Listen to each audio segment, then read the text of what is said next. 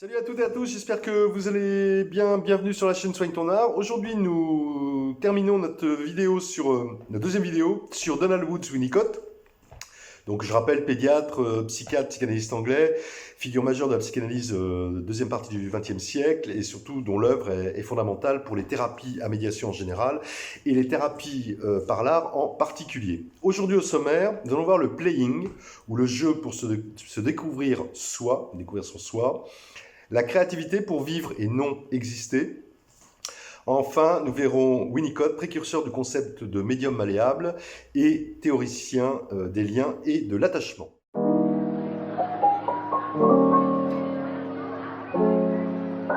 Dans la première vidéo, nous avons principalement abordé le concept majeur donc, de la transitionnalité de Winnicott à travers les notions d'espace transitionnel, considéré comme une aire de jeu, et d'objet transitionnel. Cette fois-ci, nous allons mettre un focus sur les deux autres objets transitionnels, à savoir le jeu et la créativité.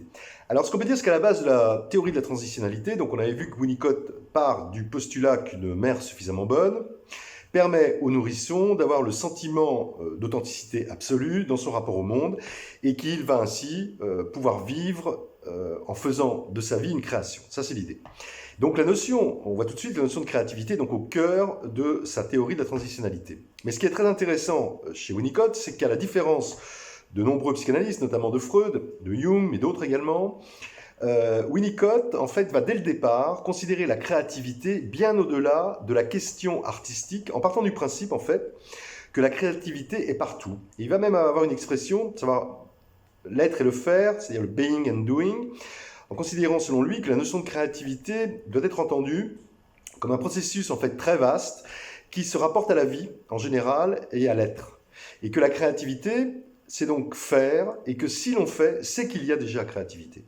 Donc selon Winnicott, il y a donc un lien évident entre la vie créative et le fait même de vivre.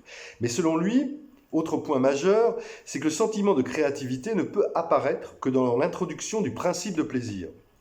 Or, pour qu'il y ait du plaisir, il faut qu'il y ait du jeu. Donc ça veut dire en d'autres termes que la créativité, selon Winnicott, est inséparable de la notion de jeu, que ces deux notions sont inséparables.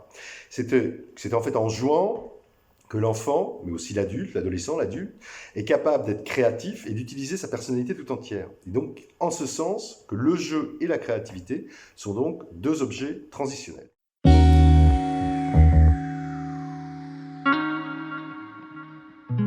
Alors, voyons voir le troisième, à savoir le jeu.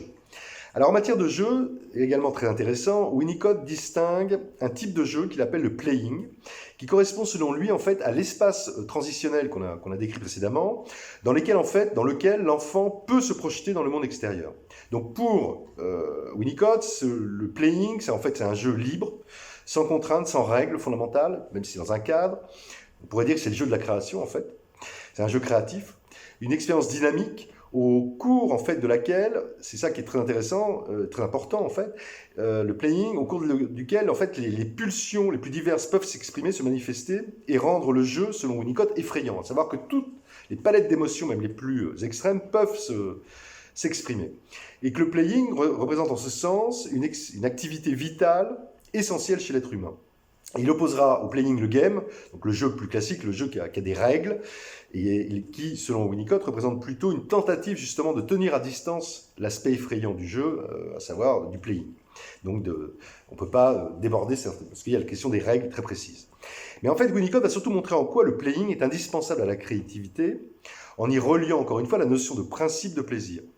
Donc, je le disais tout à l'heure, pour qu'il y ait du plaisir, il faut qu'il y ait du jeu. Donc, si on le dit autrement, c'est parce que le jeu permet de prendre du plaisir qu'il est source de créativité, et que s'il n'y a donc pas de jeu, il n'y a pas de plaisir, et donc pas de créativité. Et là, je le cite, Winnicott dit « C'est en jouant, et seulement en jouant, que l'individu, enfant ou adulte, est capable d'être créatif et d'utiliser sa personnalité tout entière. » Et c'est là où c'est important, il dit « C'est seulement en étant créatif que l'individu découvre son soi, découvre son self, en fait. » Qui il est réellement. En fait, dans son analyse du jeu, autre point important, intéressant, Winnicott apporte une précision fondamentale. Selon lui, dans la relation mère-enfant, pour que l'enfant puisse être en pleine mesure de jouer, la mère doit être attentive sans être omniprésente. Et là, c'est évidemment à rapporter par rapport aux thérapies par l'art, Et dans la fonction du thérapeute, il doit être là, présent, absent, mais il ne doit pas être omniprésent.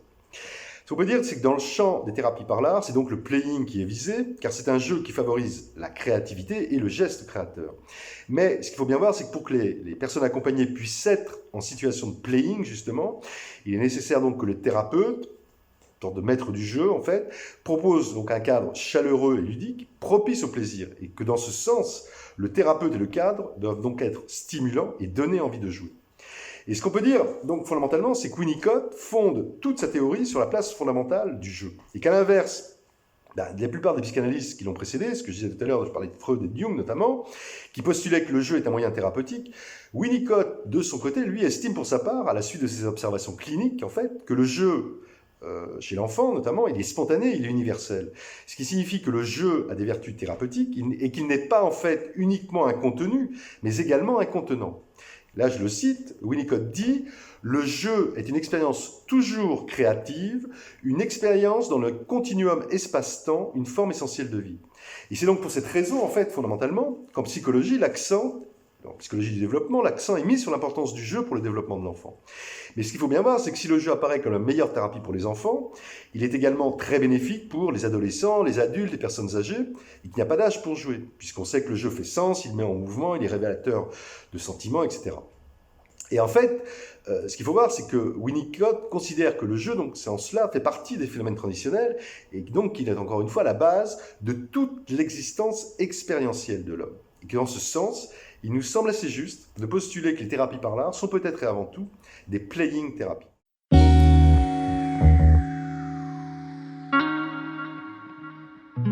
Alors, voyons voir maintenant le dernier objet transitionnel, à savoir la créativité, selon Winnicott. Alors, selon lui, parler d'un tableau, d'une maison, je sais pas moi, d'une coiffure, d'une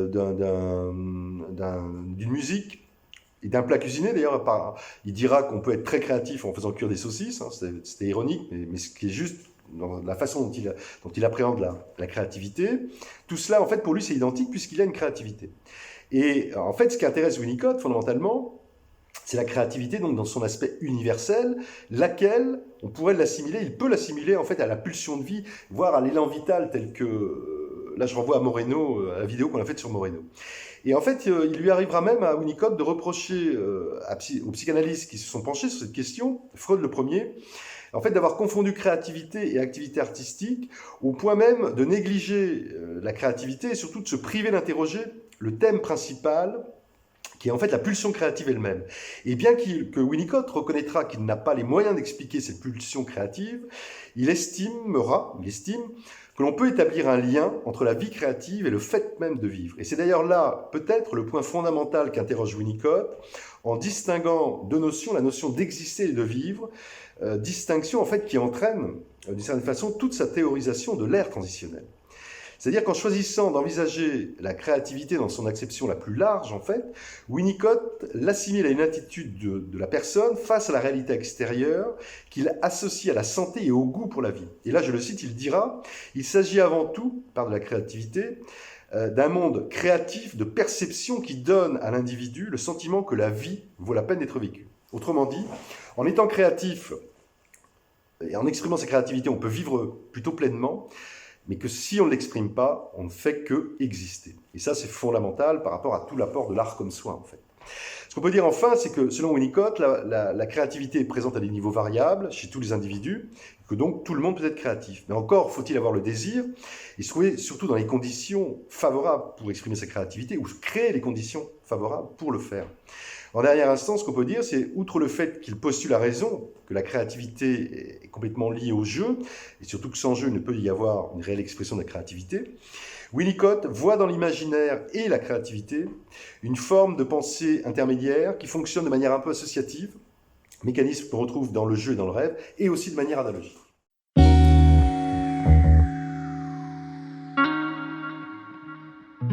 Venons-en maintenant à Winnicott, précurseur du médium malléable. Alors, toujours, si on se réfère toujours à son concept de mère suffisamment bonne, Winnicott a mis en évidence le concept de médium malléable. Parce qu'il postule en fait qu'une mère est suffisamment bonne lorsque celle-ci s'adapte activement aux besoins de l'enfant, et c'est parce qu'elle s'adapte aux besoins de l'enfant qu'elle lui permet de s'individualiser progressivement. On voit donc à travers son concept de mère suffisamment bonne, les bases mêmes du concept de médium malléable que l'on retrouve dans les thérapies à médiation et les thérapies par l'art.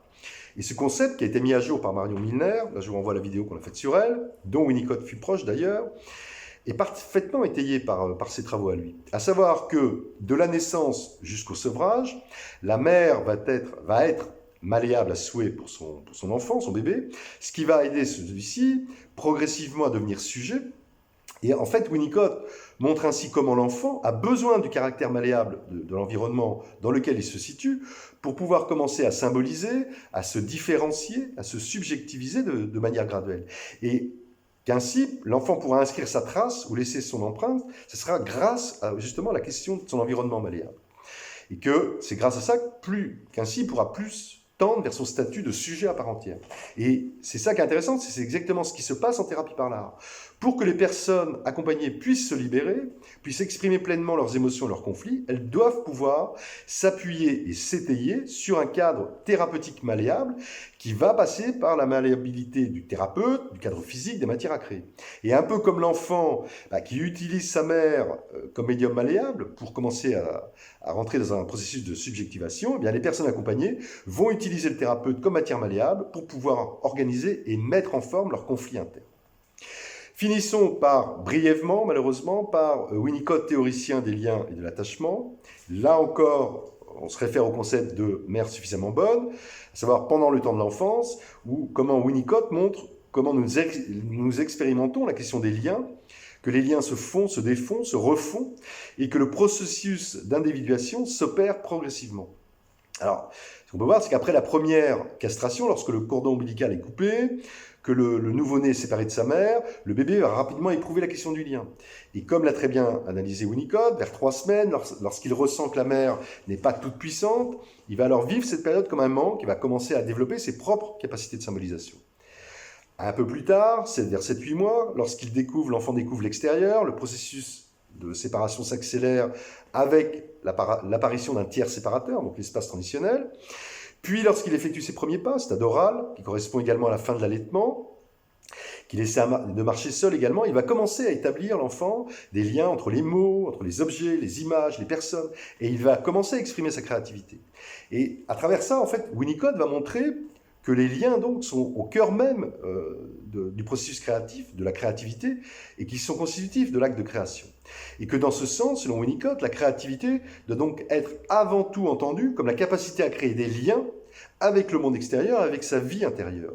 Et en fait, ramener aux thérapies par l'art, grâce au phénomène transitionnel dont la créativité, la personne accompagnée va pouvoir reconstruire des liens, d'abord avec elle-même, donc des liens intrasubjectifs, puis avec son environnement immédiat, des liens intersubjectifs. Voilà.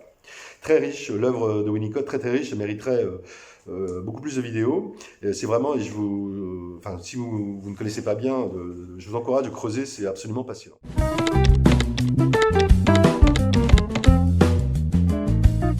Alors, 3 autres livres de Winnicott, pour finir. La relation parent-nourrisson, publié en 2011. L'enfant, la psyché et le corps, publié en 2013. Enfin, La nature humaine, publié en 2014. 2 autres livres sur Winnicott. Winnicott, introduction à son œuvre, de Madeleine Davis et de David Wallbridge, publié en 2016.